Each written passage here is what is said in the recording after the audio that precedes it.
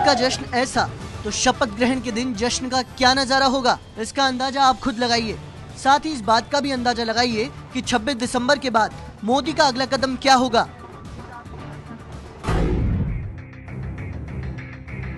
भाइयों बहनों,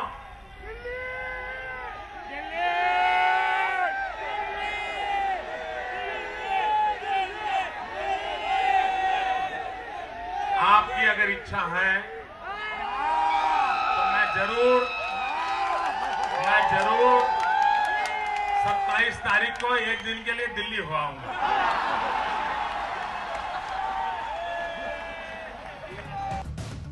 27 को दिल्ली जाने का ऐलान, लेकिन पीएम पद की दावेदारी को अनसुना कर गए मोदी।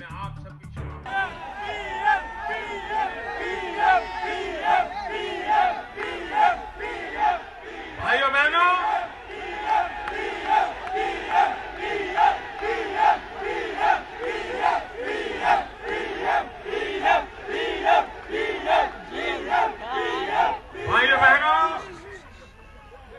हम गुजरात ऐसा बनाए, गुजरात को इतनी ऊंचाइयों पर ले जाए कि देश के किसी भी कोने में कोई कमी हो उसकी पूरा करने की ताकत अपने गुजरात में हो। ऐसा देश के किसी हिस्से की कमी को गुजरात से पूरा करने की चाह। क्या मोदी अब पूरी तरह से केंद्र की राजनीति में उतरने वाले हैं? इस सवाल का जवाब तलाशने से पहले एक नजर उनके एक और खास बयान पर। एक इंसान के नाते कहीं कोई मेरी कमी रह गई हो, कहीं कोई मेरी गलती रह गई हो,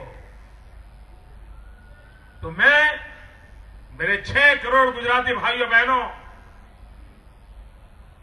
उसके लिए मैं आप सबकी क्षमा मांगता हूं। अगर कोई गलती हुई तो माफ करें। मोदी की इस माफी के बाद अटकलों का बाजार गर्म है। विश्लेषक इस माफी के मायने तलाश रहे हैं। सवाल उठ रहे हैं कि क्या दिल्ली की राजनीति में दखल देने से पहले मोदी अपनी पुरानी छवि बदलना चाह रहे हैं? क्या मोदी माफी मांगकर उन तबकों की तरफ दोस्ताना हाथ बढ़ाना चाह रहे हैं जो उनके विरोधी माने जाते हैं? क्या मोदी अपनी इस माफी के जरिए केंद्र की राजनीति में अपना दायरा बढ़ाने की कोशिश कर रहे हैं? सवाल कुछ और भी हैं, लेकिन फिलहाल सटीक जवाब किसी के पास नहीं। जिसके पास जवाब है वो हर सवाल को अनसुना कर लोगों के दिल जीतने में जुटा हुआ है। जी हाँ, जीत के बाद मोदी ने अपने विरोधी केशुभाई पटेल से भी आशीर्वाद लिया। गुजरात परिवर्तन पार्टी के अध्यक्ष केशुभाई पटेल कभी मोदी के राजनीतिक गुरु हुआ करते थे। और मैंने मुंह मीठा करवाया, उसके मुंह में थोड़ी सी मिठाई दी और उसने भी मेरे मुंह में मिठाई दी। केशुभाई पटेल की शुभकामनाओं के बीच जीत का ये जश्न। देखा जाए तो गुजरात से जो कुछ मोदी को चाहिए था वो करीब करीब मिल चुका है, लेकिन उनके लिए अभी दिल्ली दूर नजर आ रही है। कितनी दूर, इस सवाल का जवाब तलाशने से पहले मोदी के जीवन दर्शन पर गौर फरमाइए। पहले भी मैंने एक कविता लिखी थी। उस कविता में मैंने कहा था कि लोग जब मुझे पत्थर मारते हैं तो उस पत्थर से भी मैं सीढ़ी बना देता हूं। आज इस चुनाव में जितने पत्थर लगे थे उन पत्थरों की सीढ़ी से फिर एक बार हैट्रिक हो गई है। मैंने सबको कहा था, भैया आप जितना कीचड़ उछाल रहे हो उतना ही कमल ज्यादा खिलेगा।